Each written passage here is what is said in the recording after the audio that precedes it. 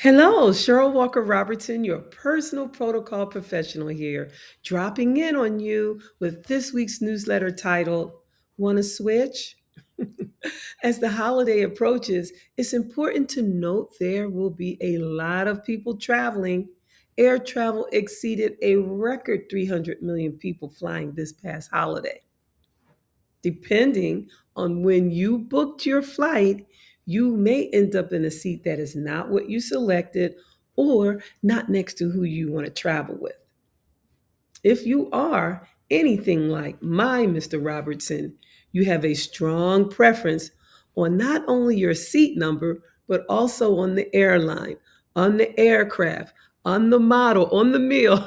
For me, it's simply a first class window seat, please, no bulkhead.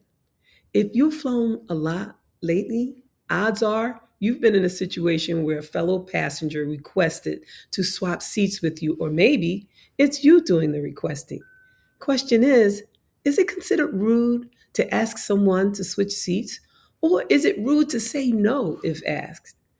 To answer that question, I'd like to ask a question. Are there circumstances where it might be reasonable or understandable even to ask a passenger if they would consider changing seats? What are they?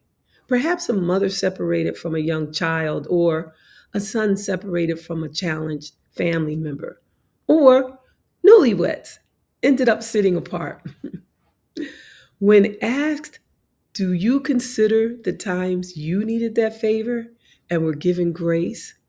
Here's another question. Should we expect someone in a window or aisle seat to switch for your middle seat?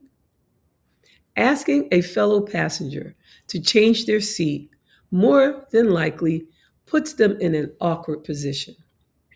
If you're going to request a swap, there are protocols you should consider on your approach. Pun intended.